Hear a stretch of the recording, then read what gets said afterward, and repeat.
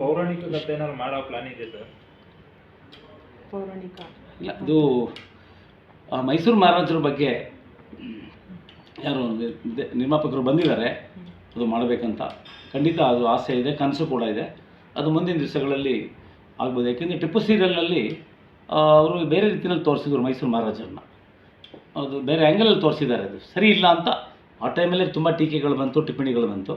ಹಾಗಾಗಿ ಇದು ಮೈಸೂರು ಮಹಾರಾಜರು ಯಾವ ರೀತಿ ಮಾದರಿಯಾಗಿದ್ದರು ಇಡೀ ದೇಶದಲ್ಲಿ ಕೊನೆ ಟೈಮಲ್ಲಿ, ಮಹಾರಾಜರ ಟೈಮಲ್ಲಿ ಅನ್ನುವಂಥ ವಿಚಾರ ಇದೆ. ಸೊ ಹಾಗಾಗಿ ನಾನು ಭಾಳ ಕಾತುರದಿಂದ ಇದ್ದೀನಿ ಮಹಾರಾಜರದ್ದು ಒಂದು ಕಥೆಗಳನ್ನ ಮಾಡಲಿಕ್ಕೆ, ಸ್ಟೋರಿ ಮಾಡಿ ಫಿಲ್ಮ್ ಮಾಡಲಿಕ್ಕೆ. ಅದು ಆದಷ್ಟು ಬೇಗ ಆಗುತ್ತೆ ಆಗಲಿ ಅಂತ ನಾನು ನಿರೀಕ್ಷೆ ಇಟ್ಕೊಂಡಿದ್ದೀನಿ. ಜನರು ತುಂಬ ನಿರೀಕ್ಷೆ ಮಾಡ್ತಾ ಇದ್ದಾರೆ, ತುಂಬ ಕಾಲ್ಗಳು ಬರ್ತಾ ಇದೆ ನನಗೆ. ಹೇಗೆ ನಮ್ಮದು ಭಗೀರಥ ಸಿನಿಮಾ ತಾವೆಲ್ಲ ನೋಡಿ ಆಶೀರ್ವದಿಸಿ ನಮಗೆ ಗೆಲ್ಲಿಸಿದ್ದೀರಾ, ಅದೇ ರೀತಿ ಈ ಸಿನಿಮಾನೂ ಕೂಡ ದಿಗ್ದರ್ಶಕನೂ ಕೂಡ ಅದೇ ರೀತಿ ನಮಗೆ ಸಿನಿಮಾ ನೋಡಿ ಆಶೀರ್ವದಿಸಿ ಅಂತೇಳಿ ನಾನು ಸಮಸ್ತ ನಮ್ಮ ಪ್ರೇಕ್ಷಕರಲ್ಲಿ ನಾನು ಮನವಿ ಮಾಡ್ತಾ ಇದ್ದೀನಿ. ಸರ್, ಭಗೀರಥ ಸಿನಿಮಾಗೆ ಡಿಸ್ಟ್ರಿಬ್ಯೂಷನ್ ಸ್ವಲ್ಪ ಪ್ರಾಬ್ಲಮ್ ಆಯಿತು. Entire Karnataka at a time ಆಗಲಿಲ್ಲ ಅನ್ನೋದು ಒಂದು ಸ್ವಲ್ಪ ಅದು ಕೊರಗಿದೆ. ಹಾಗಾಗಿ ಈ ಸಲ ಆ ರೀತಿ ಆಗಬಾರ್ದು ಈ ಮೂವಿಗೆ ಅಂಥೇಳಿ ಆ ನಿರ್ಮಾಪಕರು ತುಂಬ ಎಚ್ಚರಿಕೆ ವಹಿಸಿದ್ದಾರೆ.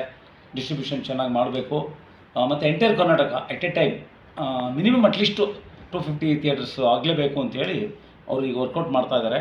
ಸೊ ವೆರಿ ಶೀಘ್ರದಲ್ಲೇ ಆಡಿಯೋ ರಿಲೀಸ್ ಮತ್ತು ಟ್ರೈಲರ್ ಬಿಡುಗಡೆ ಮಾಡ್ತಾಯಿದ್ವಿ. ಸೊ ಅವತ್ತು ಡೇಟ್ ಕೂಡ ಅನೌನ್ಸ್ ಮಾಡ್ತಾರೆ, ರಿಲೀಸ್ ಡೇಟು.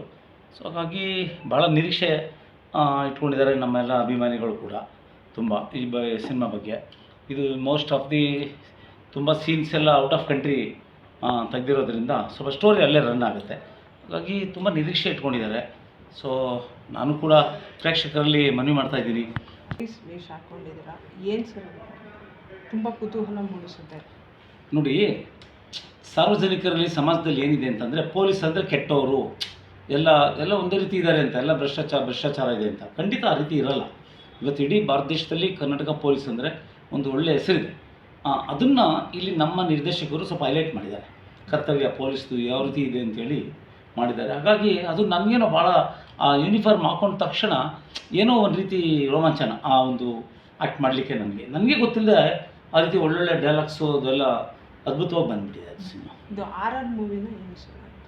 ಸಂಬಂಧನೇ ಇಲ್ಲ, ಅವ್ರ ಸಂಬಂಧನೇ ಇಲ್ಲ. ಇಟ್ಸ್ ಎ ಪ್ಯೂರ್ಲಿ ಫ್ಯಾಮಿಲಿ ಮತ್ತು ಸ್ವಲ್ಪ ಪಕ್ಕಾ ಕಮರ್ಷಿಯಲ್ ಮೂವಿ ಮತ್ತು ತುಂಬ ಥ್ರಿಲ್ ಇದೆ, ಆ್ಯಕ್ಷನ್ ಕಮ್ ಥ್ರಿಲ್ ಮೂವಿದು. ತುಂಬ ಚೆನ್ನಾಗಿದೆ. ಔಟ್ ಆಫ್ ಕಂಟ್ರಿ ಜಾಸ್ತಿ ಇರೋದ್ರಿಂದ ಸೊ ತುಂಬ ಟ್ವಿಸ್ಟ್ ಇದೆ ಮೂವಿನಲ್ಲಿ, ಕಥೆನಲ್ಲಿ. ಎಷ್ಟು ಭಾಷೆಯಲ್ಲಿ ಬರ್ತದೆ ಸರ್ ದಿಗ್ದರ್ಶಕ? ಇದು ಅವರು ನಿರ್ಮಾಪಕರು ಪ್ಯಾನ್ ಇಂಡಿಯಾ ಅಂತ ಆ ರೀತಿಯಲ್ಲಿ 5 ಭಾಷೆಗೆ ಡಬ್ ಮಾಡಿಸ್ಕೊಳ್ತಾ ಇದ್ದಾರೆ ಎಲ್ಲ ಈಗ. ಅದೇ ರೀತಿ ಅದಕ್ಕೆ ಸ್ವಲ್ಪ ಲೇಟ್ ಆಗ್ತಾ ಇರೋದು. ಸೊ ಅದರಲ್ಲಿ ಇದು 6 ಜನ ಇದ್ದಾರೆ ಹೀರೋಯಿನ್ಸ್ ಇದರಲ್ಲಿ. ಆದರೆ ನನಗೆ ನೇರವಾಗಿರೋರು ಇಬ್ಬರು, ಬಟ್ ಇನ್ನು ಬೇರೆ ಒಟ್ಟು ಟೋಟಲಿ 6 ಮೆಂಬರ್ಸ್ ಇದ್ದಾರೆ. ಅದರಲ್ಲಿ ಬಾಂಬೆಯವರು ಒಂದು 3 ಜನ ಇದ್ದಾರೆ, ಕನ್ನಡದವರು 3 ಜನ ಇದ್ದಾರೆ. ಸೊ ನಿರೀಕ್ಷೆಗೆ ಜನರು ನಿರೀಕ್ಷೆ ಇದೆ ಸರ್, ಯಾವಾಗ ಬರ್ಬೋದು ಥಿಯೇಟ್ರ್? ಇಲ್ಲ, ಆಗತ್ತೆ ಬರುತ್ತೆ ಶೀಘ್ರದಲ್ಲಿ. ನಾನು ಆ್ಯಕ್ಚುಲಿ ಕಳೆದ ಬಾರಿ 2 ತಿಂಗಳು ಅಂತ ಹೇಳಿದೆ, ಬಟ್ ಅದು ಟೈಮ್ ತೊಗೊಳ್ತಾ ಇದೆ. ಯಾಕೆಂದರೆ ಚೆನ್ನಾಗಿ ರಿಲೀಸ್ ಮಾಡಬೇಕಂತ ಅಷ್ಟೇ, ಇನ್ನೇನಿಲ್ಲ ಉದ್ದೇಶ ಅವ್ರದ್ದು. ಸೊ ನಾನು ಕೂಡ ಸಹಕಾರ ಕೊಡ್ತಾಯಿದ್ದೀನಿ ಅವರಿಗೆ, ನಿರ್ಮಾಪಕರಿಗೆ. ಸೊ ಪ್ರೇಕ್ಷಕರಲ್ಲಿ ಮತ್ತೊಮ್ಮೆ ಮನವಿ ಮಾಡ್ತಾಯಿದ್ದೀನಿ, ನಮ್ಮ ಸಿನಿಮಾ ಗೆಲ್ಲಿಸಿ. ಸರ್, ಕನ್ನಡ ಇಂಡಸ್ಟ್ರಿ ಮತ್ತು ನಿಮ್ಮ ಅಭಿಮಾನಿಗಳಿಗೆ ಫಿಲಮ್ ವಿಚಾರವಾಗಿ ವರ್ಷಕ್ಕೆ ಎಷ್ಟು ಪ್ರಾಜೆಕ್ಟ್ ಮಾಡಬೇಕಂತ ಪ್ಲಾನಿಂಗ್ ಇದೆ? ಯಾವ್ಯಾವ ಪಾತ್ರದಲ್ಲಿ ಕಾಣಿಸ್ಕೋಬೇಕು ಅಂತ ಆಸೆ ಇದೆ ನಿಮಗೆ? ಇಲ್ಲ, ನಾನು ಹೇಳೋದು ಇವತ್ತು ನಮಗೆ film is nothing but entertainment, ಮನೋರಂಜನೆ. I am sure that. But with all that we should give some messages for the youngsters.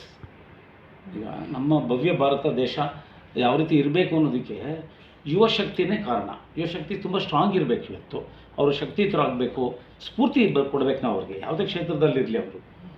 Youths ಯಾವುದೇ ಕ್ಷೇತ್ರ, ಈವನ್ ಸ್ಟೂಡೆಂಟ್ಸ್ ಆ್ಯಂಡ್ ಯೂತ್ಸ್ ಕೂಡ ಅವ್ರಿಗೆ ಸ್ಫೂರ್ತಿದಾಯಕವಾಗುವಂಥ ಸ್ಟೋರಿ ಕೊಡಬೇಕು ಅಂತ ಅವ್ರಿಗೆ. ಇವತ್ತು ಯಾರಾದ್ರೂ ನಾನು 60 ಮಾರ್ಕ್ಸು 70 ಮಾರ್ಕ್ಸ್ ತೊಗೋತೀನಿ ಅಂತ ಸ್ಟೂಡೆಂಟ್ ಇದ್ದರೆ, ನಮ್ಮ ಸಿನಿಮಾ ನೋಡಿದ್ರೆ ಅವ್ನು ಚೆನ್ನಾಗಿ ಓದಿ ಅವನು 90 ಮಾರ್ಕ್ಸ್ ತೊಗೋಬೇಕು. ಆ ರೀತಿ ಯಾವುದೇ ಕ್ಷೇತ್ರ ಆಗಲಿ, ಆ ರೀತಿ ಅವ್ರಿಗೆ ಒಂದು ಎಂಕರೇಜ್ ಮಾಡುವಂಥ ಒಂದು ಸಬ್ಜೆಕ್ಟ್ ಸ್ಟೋರಿ ಆ ರೀತಿ ನಾನು ಆಯ್ಕೆ ಮಾಡ್ಕೊಳ್ತಾ ಇದ್ದೀನಿ. ಈ ಫೈಟಿಂಗ್ ಎಲ್ಲ ಚೆನ್ನಾಗಿ ಮಾಡಿದ್ದೀರ ಸರ್, ಇದರಲ್ಲಿ ನೋಡಿದ್ರೆ ಸ್ಕ್ರೀನಲ್ಲಿ ನೋಡಿದ್ರೆ ಸ್ವಲ್ಪ ಗೊತ್ತಾಗುತ್ತೆ. ಹಾಗೆ ಹೇಗೆ ಎಲ್ಲ ತಯಾರಿ ಮಾಡ್ಕೊಂಡಿದ್ದೀವಿ? ಇಲ್ಲ, ಇದು ಸ್ವಲ್ಪ ಇದು ಚೈನೀಸ್ದು ಸ್ವಲ್ಪ ಆ ಟೈಪಲ್ಲಿ ಒಂದು ಫೈಟ್ ಇದೆ. ಅದು ಭಾಳ ತುಂಬ, ಬಟ್ ನನಗೆ ಮಾರ್ಷಲ್ ಆರ್ಟ್ ಇರೋದ್ರಿಂದ ನನಗೇನು ಈಸಿ ಆಯಿತು, ಕಷ್ಟ ಏನಿಲ್ಲ.